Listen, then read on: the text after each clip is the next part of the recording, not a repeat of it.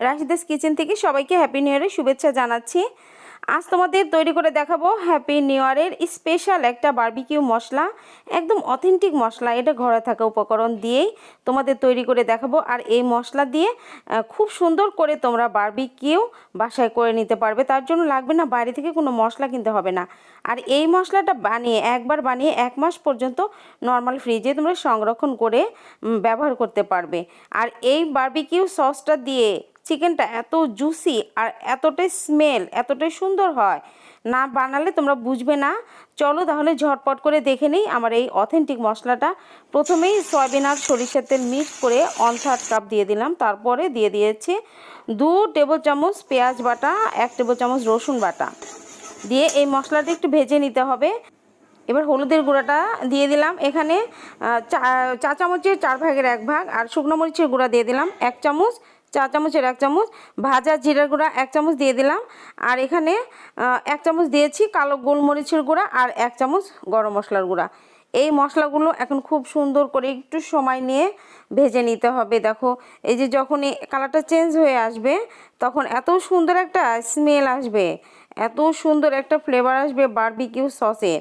আর দেখো এই যে লবণ দিয়ে দিলাম, লবণটা একটু পরে দিতে হবে। আর লবণটা তোমরা চেখে পরে দিয়ে দিতে পারো। 1 চামচ লবণ দিয়ে দিলাম আমি এখানে, প্রয়োজনে লাগলে আবারও দেবো। দেখো যে মশলাটা ভেজে ভেজে কিন্তু একদম ভাজা ভাজা হয়ে গেছে, একদম কালো হয়ে গেছে, বারবিকিউ সসের মধ্যেই হয়ে গেছে। এবার দেখো লেবুর খোসা দিয়ে দিচ্ছে 1 চামচ। লেবুর খোসা আমি এখানে কুড়িয়ে রেখেছি, সেটা দিয়ে দিলাম। আর লেবুর রস দিয়ে দেব লাস্টের দিকে 2 চামচ লেবুর রসটা দিয়ে দিলাম। আর 1 চামচ লেমন রাইন্ড মানে লেবুর খোসাটা এই গ্রেটার দিয়ে গ্রেট করে দিয়েছি।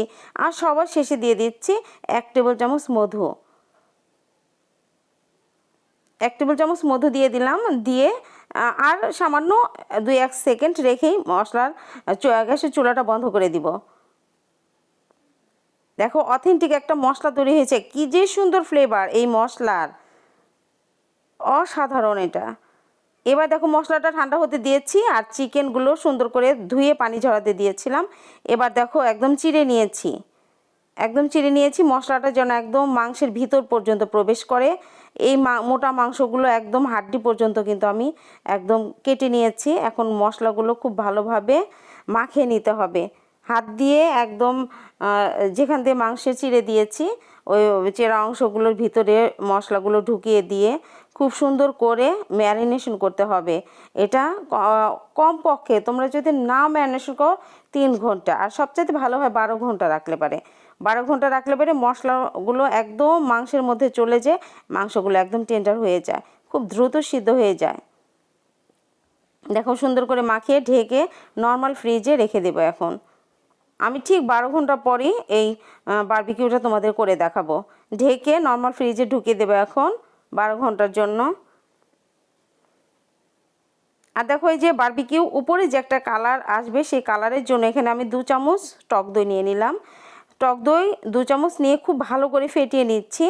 এবার কালার দেব, এখানে অরেঞ্জ ফুড কালার দেব আর রেড ফুড কালার দিয়ে বারবিকিউ সসের যে কালারটা, অরিজিনাল কালারটা, সেই কালারটা নিয়ে আসব। অরেঞ্জ ফুড কালার দিয়েছি আর এই যে সামান্য একটু রেড ফুড কালার দিয়েছি। দিয়ে একদম বারবিকিউ করার সময় যে দোকানে কালারটা ব্যবহার করা হয় সেই কালারটাই কিন্তু চলে এসেছে। এখন দেখো প্রথমে এই কালারটা দেইনি, তার কারণ এই যে মাংসের ভিতরে যে কিন্তু মাংস কালারটা নষ্ট হয়ে যাবে, এই জন্য দেইনি। এটা এখন ভাজবো, ভাজার আগ দিয়ে এটা দিতে হয়, কালারটা ভালো থাকে। টক দই আর কালারটা দিয়ে দিলাম, দিয়ে 10 মিনিট রেখেই কিন্তু এই যে ভাজতে চলে আসলাম। তোমাদের এই বারবিকিউ করার প্যানটা যদি না থাকে কোনো সমস্যা নেই, প্লেন যে কোনো কড়াইয়ে তোমরা কিন্তু এটা করতে পারো বারবিকিউটা। অনেক সময় দেখা যায় বারবিকিউটা বাইরে করা সম্ভব হয় না, তো তোমরা এইভাবে প্যানে করে নিতে পারো। আমি এখানে শ্যালো ফ্রাই করব, শ্যালো ফ্রাই করে ইলেকট্রিক ওভেনের র্যাকে দিয়ে দেব। এটা 1 ঘন্টার জন্য দিয়ে দেব। তোমরা এইভাবে কিন্তু আস্ত মুরগিটাও করে নিতে পারো। আস্ত মুরগিটা করে যাদের ইলেকট্রিক ওভেনের মাঝে একটা র্যাক থাকে, ওটাতে কিন্তু আস্ত মুরগিটা গেঁথে করা যায়। করতে পারো, বা কেটে বা এর সাথে ছোট ছোট পিস করে কিন্তু করে নিতে পারো। দেখো যে ট্রের উপরে আমি ফয়েল পেপার বিছিয়ে রেখেছি, ট্রেটা যেন নষ্ট না হয়ে যায়। এবার সাজিয়ে দেব। এবার মাংসগুলো সুন্দর করে বিছিয়ে দিতে হবে ট্রের উপরে। যারা ফয়েল পেপার অ্যারেঞ্জ করতে পারবে না তারা কিন্তু ফয়েল পেপার ছাড়াও সরাসরি ডাইরেক্ট ট্রেতে একটু তেল বা ঘি ব্রাশ করে ওর উপরে সুন্দর করে সাজিয়ে তোমরা ইলেকট্রিক ওভেনে দিতে পারো। আপ ডাউন যে হিটারটা আছে এটাতেই দিয়ে দেবে, উপরে আর নিচে দুটাতেই গ্রিল চালু রাখবে। আর 250 ডিগ্রিতে দিয়ে দেবে 1 ঘন্টার জন্য। আর এখানে যে তেলটা ব্রাশ করে নেব, সরিষার তেল আর 1 টেবিল চামচ ঘি দিয়ে দিলাম, 1-2 টেবিল চামচের মতো ঘি দিয়ে দুটো মিক্সড করে আর উপরে কিন্তু ব্রাশ করে তারপর ওভেনে ঢুকিয়ে দিতে হবে। সুন্দর করে দেখো এই যে ব্রাশ করে দিচ্ছি সবগুলো চিকেনের উপরে। যেহেতু 30 মিনিট করে আপ ডাউন করবো, 30 মিনিট হয়ে গেলে আবার বের করে অপর পাশে আবারও তেল আর ঘিটা ব্রাশ করে আবারও রেখে দেবো 30 মিনিটের জন্য। এভাবে 1 ঘন্টা করলেই খুবই সুন্দর করে, একটু কিন্তু উপরে ক্রিস্পি হবে না, কিন্তু মাংসটা একদম জুসি থাকবে। আমি যে মশলাটা তৈরি করেছি এই মশলা দিয়ে এরকমই হবে তোমাদের বারবিকিউটা। কিন্তু উপরে ক্রিস্পি হলে ভালো লাগে না, এমনি জুসি থাকলে কিন্তু বেশি ভালো লাগে।